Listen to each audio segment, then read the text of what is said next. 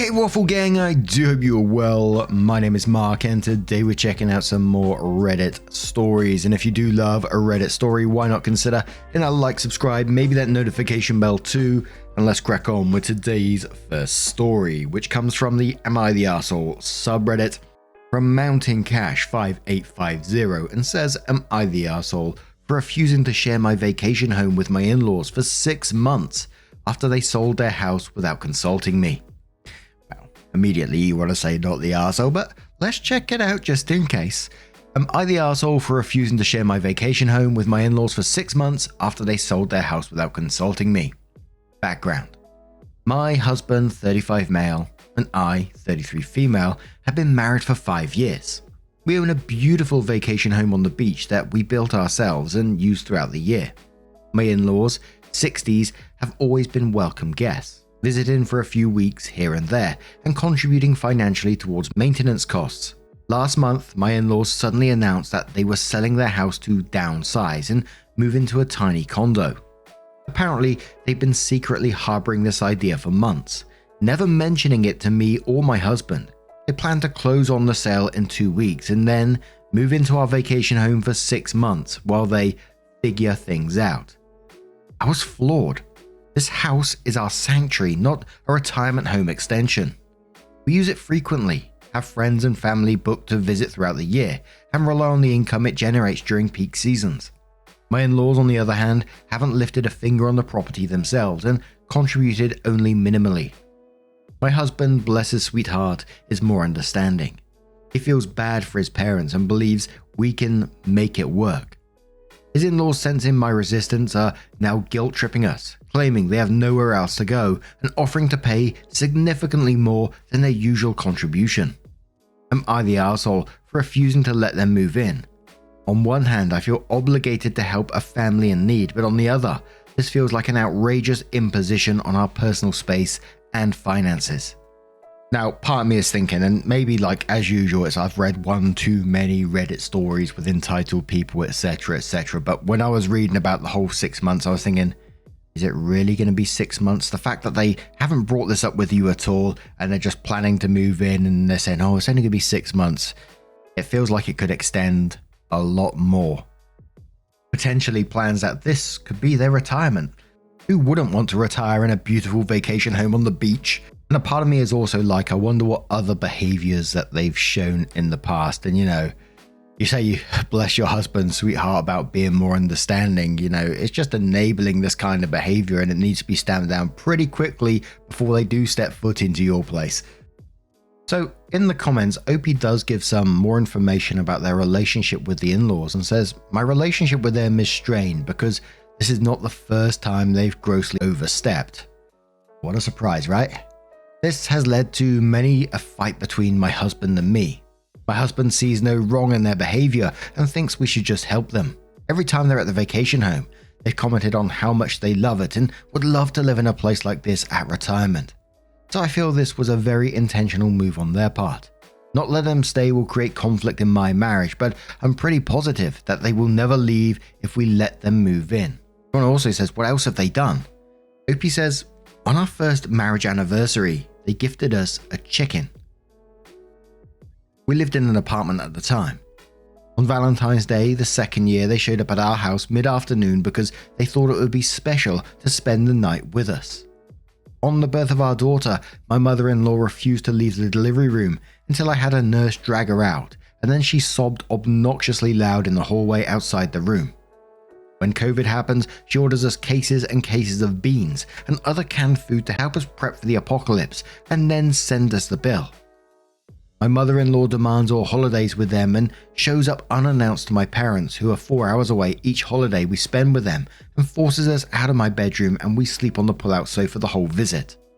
My mother-in-law demanded my husband go to her house last year to fix something on our daughter's birthday, and then kept him there till after the birthday party was over. Then had a birthday party she planned for my daughter at her house the next day. Our second daughter's birth was similar when she sobbed and instantly FaceTimed my husband since I refused to let her into my delivery room. She sent a mixed nuts package to my parents at Christmas this last year, knowing my dad is deathly allergic to tree nuts. I could go on and on. Holy shitballs. And for me, again, this went from like putting your foot down, telling them that they can't stay into your place, to go in no contact with these kind of people. Holy shit. I know it gets mentioned a lot on Reddit, but why would you want someone around you, around your family like that? I know that sounds like an absolute nightmare to have around you. Obnoxious, narcissistic, entitled. It's the whole package. And the husband needs to realize this behavior pretty quick. Holy crap. The first comment says, no. Not the arsehole. Do not do this. Don't fall for the because family needs it BS. This isn't family in need of your space. This is running a con to get into your space. They can find plenty of spaces. Hell, take a cruise for 6 months. If they need help, you can help them find a temporary space for 6 months. In fact, why not meet them with a list of a few places they can look at? I know they won't look, but it sends the right message.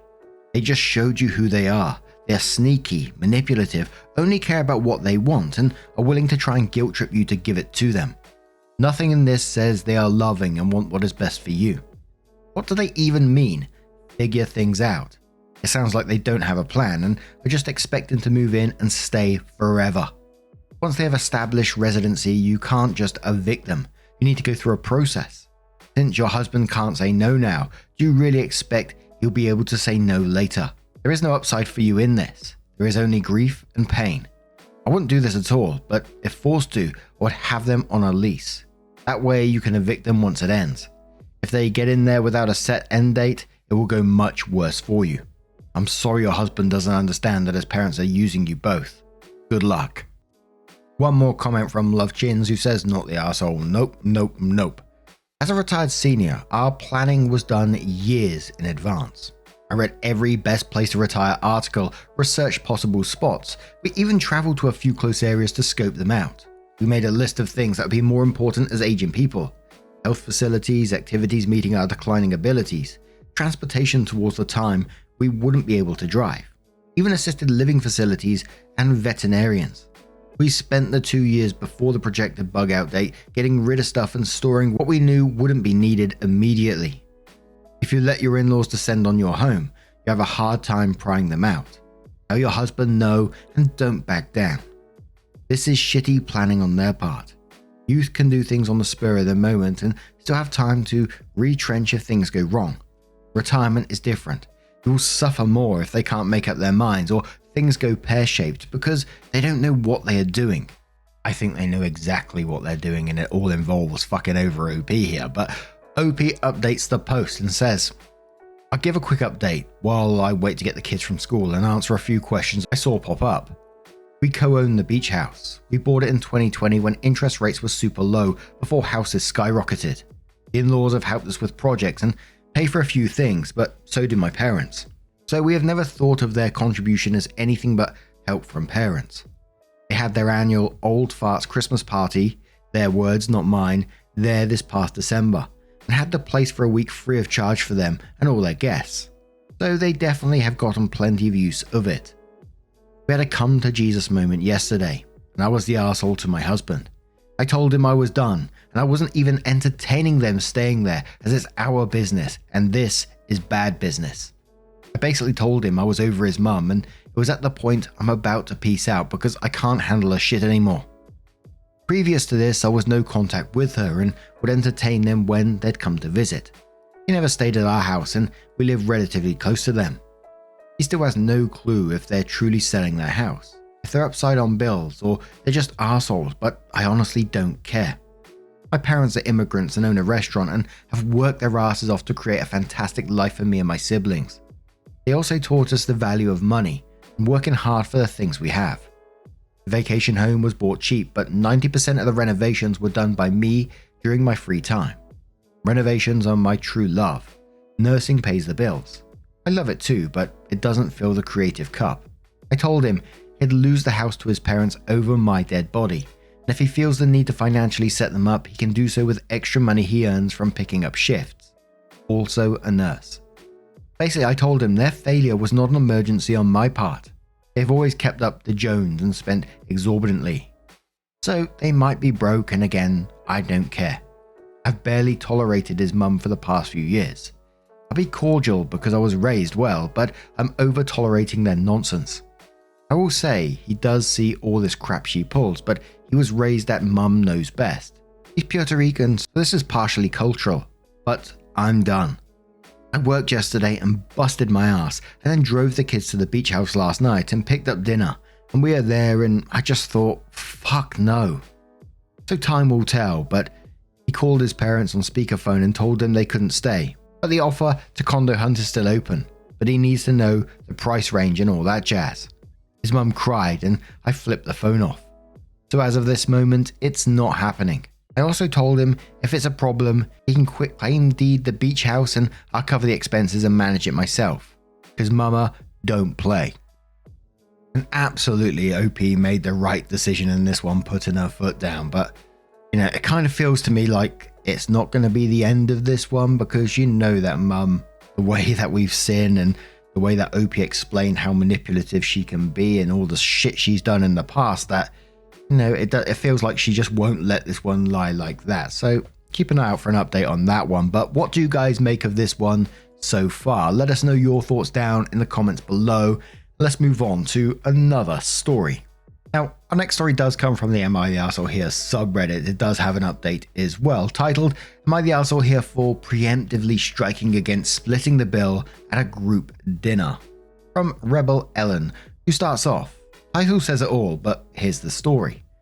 I was invited to a group dinner and decided to go. I usually decline because two couples in this group are freeloaders and they split the check type. They order expensive items on the menu, appetizers and cocktails, while I get a moderately priced dish and a Coke. I was told they wouldn't be there this time, and that's why I decided to go. Well, they were there. I didn't bother asking what the story was because it didn't matter. I knew what was going to happen come check time. So I excused myself, went to flag down my server, and asked if he would please separate my bill from the others. He agreed. When the time came to pay the bill, I handed the server my credit card and paid my bill. I tipped 25%. The freeloaders went, "Oh, I thought we were splitting like we always do." Which I said, "Oh well, you're bad." But this prompted two other people in the group to ask for separate checks too, which the server happily did. After I paid, I told everyone good night and went on my way. The next day, I got a text from another person in the group, 9 total, 2 freeloading couples and 5 solos, that I was an arsehole for doing that. They do normally split the bill, as it gives everyone a chance to have a nice meal they couldn't otherwise afford, and it also makes splitting the 20% group gratuity easier. I told her I would not be guilted to staying within my means and not paying for moochers. Then I said the only reason why I came was because I thought the mooch couples wouldn't be there because they've been doing this for years. I'm still being accused of disrupting the group vibe. Did I? I would think not, because of the two that also asked for separate bills. I had to do a double take on that line where it says they do normally split the bill, as it gives everyone a chance to have a nice meal they couldn't otherwise afford. I was like, what?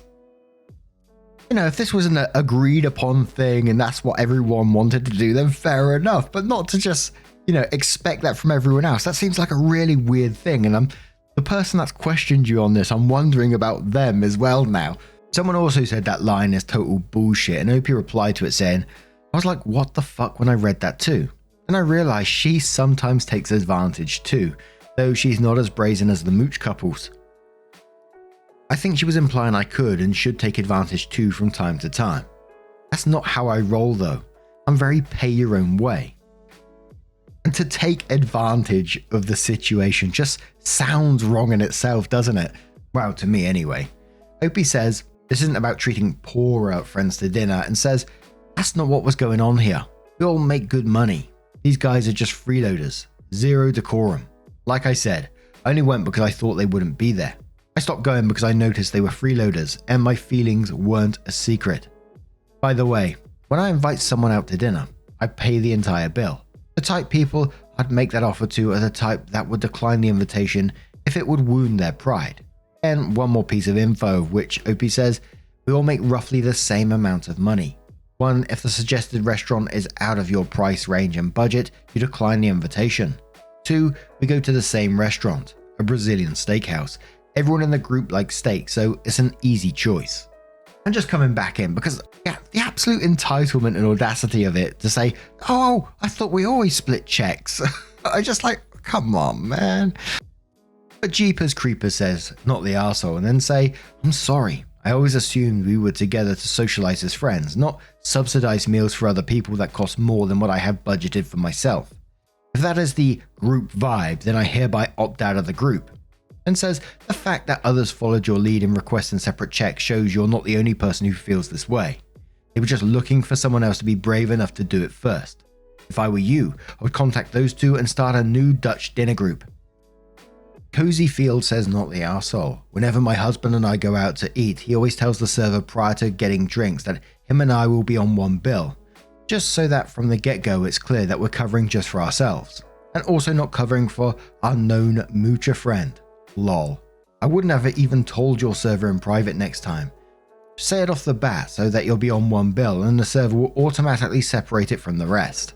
Asher Wynn says, not the arsehole. I have a friend that our group always pays for, because she's a 26-year-old widow with 3 children, and we want her to be able to join us. This, however, was something we all agreed on. In the future, ask for a separate check during the ordering process. If you don't want to create a strife, you can state that it makes things easier if you want to leave early, which is true. It's one thing to treat friends who are temporarily struggling. That is part of the give and take of genuine friendship. What you are describing is a group of people enabling users at the expense of your budget. One more comment from Jeff Prop, who says, not the arsehole. My friend split the bill if all the totals are close. Otherwise, we get separate checks. It is easy to separate checks, and the server often asks up front if the bill is separate altogether. You should group chat everyone and apologize for ruining the vibe by asking for a separate check. Use exactly what the person who contacted you said regarding it being an opportunity for those who could not afford such a meal. And say you do not agree with it, so you will decline future meals where the check is split. Then say you will gladly go out when the checks are separated. Then grab some popcorn for the show. Ooh, Jeff, you cheeky so-and-so. So, the next day, OP comes in with her update and says, I forwarded the text to the 2 people who asked for separate bills. They were both upset by the text and reassured me that I was not the arsehole. They said too they were growing tired of the moochers and wished they stood up for themselves sooner. Then one of them said that the group vibe was disrupted when I first stopped coming. Everyone knew why, so it made the mooching the elephant in the room, and his bad for not addressing it out of his need to go along to get along. The others agreed, and they both said they missed having me there. That made me feel good. The 3 of us then reached out to the solo member who didn't ask for a separate check. This person is also the organizer. The first thing she did was apologize to me for poor communication. She admitted they changed their mind about not coming in plenty of time to inform me, but she really wanted me to come. She realized she should have when she saw the look on my face. She said she was tired of the mooching too, but was too much of a coward to say something, which only fueled their "we always do it this way" ammo. She then filled us in on what happened after we left. Turns out the other 2 separate bills left shortly after I did. Everyone ended up getting separate checks, which made 2 mooch couples angry. They justified their mooch in the same way the chick in the text did. They have expenses, we don't, and would it kill us to help them have a little joy? Yeah, not happening, buddy. The 4 of us are going to start having a new group dinner at a different restaurant. The absolute audacity of those people, man. I try to think. I always try to get in people's shoes and come from their angle, but I can't think of those words going through your head at the end after all that's happened. Everyone split the checks. You still haven't read the room and you come out with, would it kill us to help them have a little joy? How does that entitlement happen? It just hurts my head. I'm literally rubbing my forehead at the moment thinking, what the fuck? But yeah, good shout OP in this one. The 4 of you go in, start a new group dinner is absolutely the way forward. Fair play to you. Brazilian steakhouse sounds absolutely amazing though. And I went Googling after this. I just found one close to me. It looks absolutely amazing. And they have I'm gonna pronunciation here. I did look it up. I can't still pronounce it. Rodizio. Oh, it looks incredible. I'm excited already. Anyway, I'm going off on one as usual. OP absolutely did the right thing in this situation, but how about you? What do you do in this? Do you usually split the bill? Do you not? Have you ever had an awkward situation around that? Let us know your thoughts down in the comments below. Now, just a huge thank you from the bottom of my heart for getting involved in today's stories. Your love, your support, your time always means the absolute world to me. You are bloody credible. Thank you. And I'll see you in the next one. You cheeky so-and-so. Much love.